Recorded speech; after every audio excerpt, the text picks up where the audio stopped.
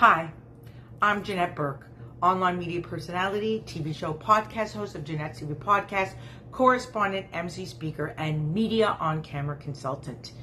And you're watching a special edition of Janette's Take On, the segment Savvy Women Over 40 who are concerned with world events, political change, celebrity news, and more consistently tune into to get my honest, heartfelt insights. I'm at the Nova exhibition in Toronto, where the heartbreak still reverberates from October 7th, 2023, when Hamas launched the deadliest attack on Jews since the Holocaust. This immersive exhibit, titled October 7th, 6:29 a.m., The Moment Music Stood Still, transports you into the site of the Nova musical massacre, where over 360 young people were slaughtered while dancing in the desert. It's haunting, raw, graphic, unforgettable. This wasn't a battlefield. It was a music festival on the Jewish holiday of Sukkot, and it became a killing field. One of the most unforgettable moments that day was the abduction of Noa Argamani, a 21-year-old Ben Gurion University student whose terrified screams were captured on video as she was dragged onto a motorcycle by Hamas militants. Her boyfriend, Avinatan Or, was taken too. They were separated immediately. He hasn't been seen since. Noah's face became a symbol of Israel's pain. But what many don't understand is how she managed to survive nearly 8 months in Hamas captivity. She and other survivors in attendance at this special event tonight shared their strength, courage, and stories with us. Noah was hidden by a Gazan civilian family only 30 minutes away from her hometown.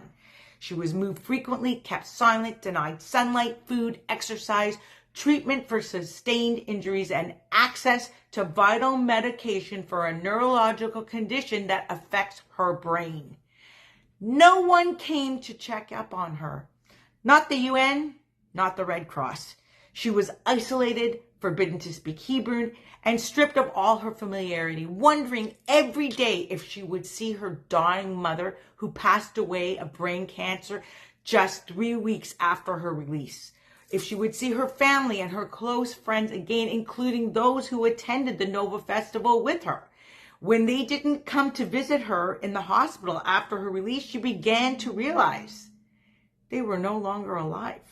And while Noah has not publicly said whether or not she was raped, we know that sexual violence was systematically used on October 7th against women and children and throughout captivity. So yes, she lived every single day with that fear looming over her too. Noah was held with 2 male Israeli captives after other female hostages were released. They became her soulmates until they succumbed to their fate. Another loss for Noah.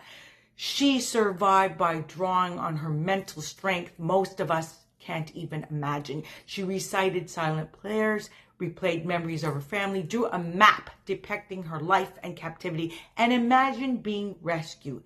She clung to the hope that someone, anyone, was still looking for her. And through it all, she never stopped thinking about Avinatan and the life and family they dreamed of building together. When Israeli forces rescued her in June 2024, her very first words is, "Avinatan alive." Did they save him too? That's the love and the trauma she carried and still carries.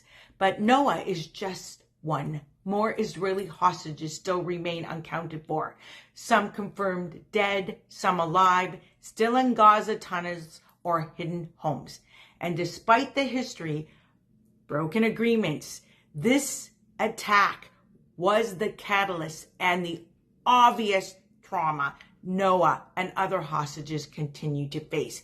Yet somehow the world has moved on. Israel's military response in Gaza has led to horrific loss on both sides. Thousands of Palestinians have been killed, many also women and children. Entire neighborhoods destroyed, famine, displacement, fear.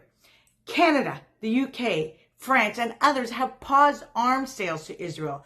The UN and International Court of Justice are investigating, and Israel is rapidly losing global sympathy.